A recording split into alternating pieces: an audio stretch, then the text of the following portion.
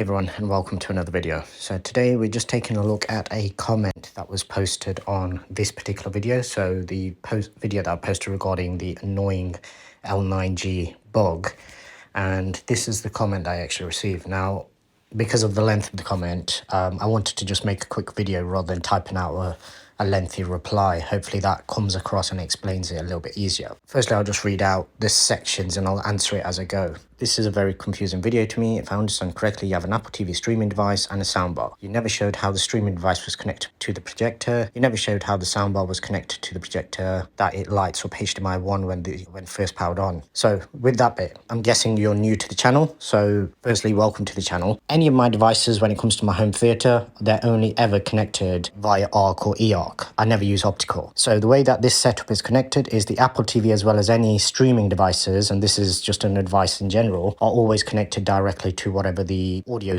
device is. So in this particular case, it's the soundbar. When I upgrade to the AVR, it will be connected directly to the AVR. The soundbar is then connected to the projector via ARC. The reason I say ARC is because this particular projector, if you've not seen my other videos, this particular projector doesn't have eARC. The L9G, the UK spec, only has ARC ports, it only has HDMI 2.0 ports. So just to summarize, Apple TV goes into the soundbar via HDMI, and the soundbar is connected to the L9G via ARC. I also have a PlayStation which is connected directly to the projector, the L9G. I did initially connect that through the soundbar, but basically the input lag was just terrible. So any of my connections, they're always ARC or eARC, and in this particular case, because the projector doesn't support eARC, there will be under ARC. The reason it lights up HDMI 1 or HDMI 2 on the soundbar is because the soundbar itself has two inputs. If I had another device connected directly to the soundbar, essentially I could be going to, I think it is HDMI 2 on the projector that is ARC. Let me just quickly have a look. Yeah, so I believe HDMI 2 on the projector is the ARC port, but essentially what you could have is HDMI 2 on the projector, HDMI 1 on the soundbar. So the display on the soundbar only shows which device it's choosing from its inputs, not from the projector. So regardless of what the inputs are on the external device, so the TV or the projector, the LG soundbar will always either show HDMI 1, HDMI 2, ARC, eARC, optical, or I believe it has USB or Wi-Fi connections as well. So it will show those different displays. HDMI 1 is obviously what I want it to show because that is what the Apple TV is connected to. Right, continuing on, eARC on Hisense L9G is only available for HDMI 2. Yeah, see, this is where I'm guessing you either have an L9G, a US spec, or you've just checked it online. So if you have one, then more than likely you haven't seen my other videos.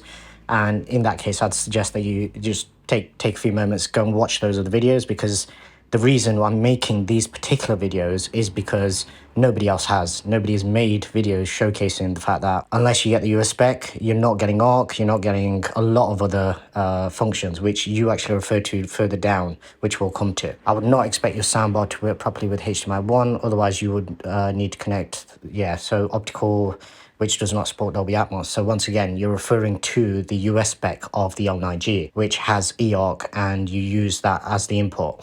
Once again, the HDMI 1 on the soundbar is referring to its input, not the input that is going to the projector. The projector's inputs are only displayed on screen. They don't have a visual call out either on the projector or anything like that, and it doesn't feed back to the soundbar either. Okay, so if your soundbar supports HDMI eARC and you want the projector to use, so this bit, it almost sounds like you're giving me setup suggestions, which once again, if you're not familiar with the channel, this is something that I've been doing for quite some time. So the setup and everything, literally the only difference between this and my previous setup is that the C9 OLED was taken out and the projector was put in its place. The setup in terms of how the soundbar and all the peripherals attached to it are connected is exactly the same. So previously I had Apple TV connected to HDMI 1 on the soundbar, and it's still that way. And previously I did also test the PS4 through the soundbar to my C9 OLED. On that, it didn't actually make too much of a difference in terms of input lag, but connected directly is always faster. And then you use eARC to send the audio back to the soundbar. As for your streaming device, I believe you connect it to HDMI 1, you can route the sound via eARC. Yes, this is still going on about the same thing. So I use a Yamaha AV receiver and I've connected its HDMI output to the HDMI 2 eARC on the Hisense. Yeah, so it looks like you have an L9G, but the US spec. Then my device's Android box, cable box, and Roku are connected to other imports on the Yamaha. Yep, that's all exactly the same as my setup. Now this is the bit, so I keep CEC control off because it's simply not very well behaved among various products of different age. So yeah, that's understandable if you have an older AVR. But this is something that really bugs me, that the fact that consumers are expected to just accept that CEC isn't working and just put up with the downsides of that. So HDMI CEC was brought in to make things all communicate together. Now, there's certain things that, yeah, you could probably overlook, but the way in which this is behaving is not that. So essentially what you're saying is turn it off and manually turn everything on and turn everything off. But that is still not affecting or rectifying the bug that this has, whereby sometimes when it switches on, it will stay on HDMI 1 of the soundbar, so it will stay on the Apple TV. Most of the time when you turn it on, regardless of whether you turn it on using the Apple TV remote or whether you use the Hisense remote, it will switch to the projector's import, which it will then turn the soundbar to the soundbar's ARC setting. Obviously, there will be nothing on display on the projector because the previous time I turned it off, I was using the Apple TV, so no input on the actual projector has been selected. Bear in mind, this projector does not have Android. This runs Vida TV. It does have smart apps built in, but I never use them because basically they're awful. So that's the second part. Now, the third part is not just the fact that it's selecting the wrong input and randomly chooses which one it will switch to. The third and the biggest issue is the fact that sometimes the audio just doesn't come through. So the picture will display for the Apple TV on the L9G, and this display on the soundbar will show HDMI 1, but when you scroll through the menus and when you try and play something, nothing will actually play back because it's unable to actually start an audio stream. So if you try and play something back, it simply won't. Now, the way I've figured out to get around this is if you fully power down the soundbar. So you can essentially put the soundbar into standby just by either turning it off via CEC using one of your other devices, or you just single tap the power button and that puts it into standby. If you hold the power button, then that essentially does a full shutdown. And then when it then boots back up, it has to go through its Wi-Fi connection routine, which doesn't take long. It takes maybe half a minute, if that. But then at that point, the display and everything is exactly the same, so it'll still show HDMI 1, but at that point, it will actually be working. So the audio will come through. That is the bug that I'm referring to. So this never previously happened with any of the TVs that this soundbar and this setup was connected to. So that tells me that this is something that is isolated with the L9G and the way it interacts with eARC port, or ARC port, I should say. So for whatever reason, when you've got it set up in this way and it's sending the picture to the projector, something is going wrong. Now, this may be a bug with the soundbar as well, and I have highlighted issues with the soundbar in the past as well, where it's had similar CEC issues even with other LG products. So the soundbar isn't free of guilt in this particular scenario either. And it's been made a lot worse by the current setup, which includes the UK version of the L9G. This, as I've mentioned earlier in the video, this is all going to be getting changed. If you see my community posts, things are already in the works for upgrading all of this. And I've actually got a product arriving later today as part of that upgrade as well. But if nothing changes in terms of how the signal is being received, assuming this isn't an issue with the soundbar alone, then this is probably going to continue on. The reason I make these videos is to try and get manufacturers to actually try and make the end user experience better. So the idea is I highlight issues that I'm having that other people may experience as well, because there's two parts to this. One is try and get manufacturers to roll out firmware updates that will maybe improve things for us, and the second one is to make consumers who might be looking at these products aware of all of the issues that I actually come across.